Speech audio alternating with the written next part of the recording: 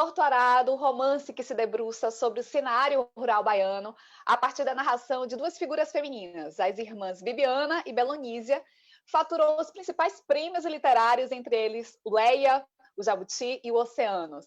Itamar, você começou a esboçar Torto Arado há mais de 2 décadas, quando tinha apenas 16 anos, né? Como é que se dá a relação deste então adolescente com a literatura e quais foram as suas referências e as suas inspirações para retratar a realidade nordestina?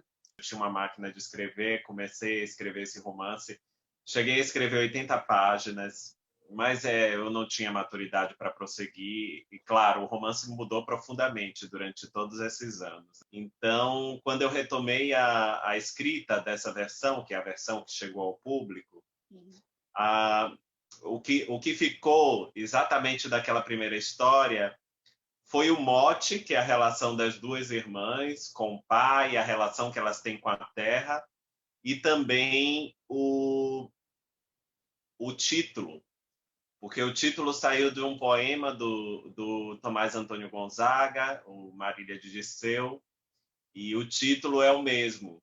Foi o que restou daquela primeira versão, né? Mesmo muito depois de o carro ter deixado a fazenda e a família ter se recolhido aos seus afazeres, Belonísia permaneceu à porta, mirando a estrada e tudo mais que não podia ver de onde estava.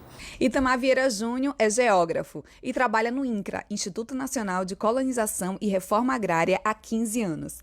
E é dessa experiência com os indígenas quilombolas e ribeirinhos que surge parte do imaginário literário do escritor, que também se diz influenciado pela literatura de Graciliano Ramos, Jorge Amado e Raquel de Queiroz. Eu fui trabalhar por necessidade, né? E porque eu senti que era algo que fazia sentido na minha vida, como se fosse uma missão mesmo, né?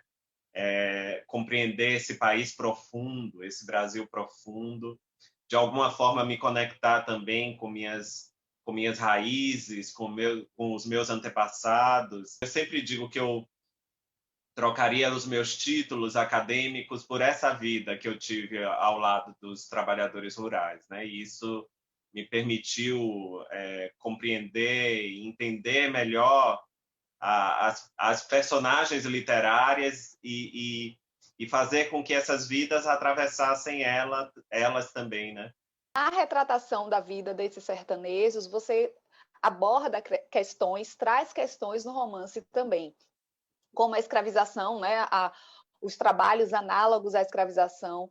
Como é que você traz essas questões para o romance? É um romance que a gente poderia chamar de romance de formação, porque a gente acompanha o arco dessas personagens da infância à maturidade, e elas percebem que os trabalhadores, que os familiares vivem em condição de extrema exploração, né? E aí isso vai tocar numa questão que é muito presente ainda no Brasil, de que a abolição da escravatura ela não foi plenamente realizada. Agora, com os maus tratos de Tobias, elas se tornaram mais vis. Eram gritadas por minhas ancestrais, por Donana, por minha mãe, pelas avós que não conheci e que chegavam a mim para que as repetisse com o horror de meus sonhos.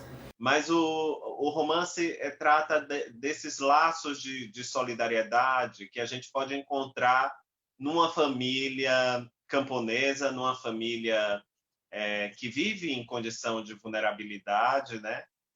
E como essa solidariedade é um poderoso instrumento de resiliência e permite que elas atravessem gerações, mesmo quando estão fadadas ao extermínio, à aniquilação, né, pela própria estrutura social do país.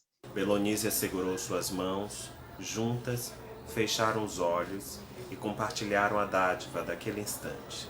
Entregaram-se àquele gesto por inteiro e experimentaram algo que poderiam chamar de perdão.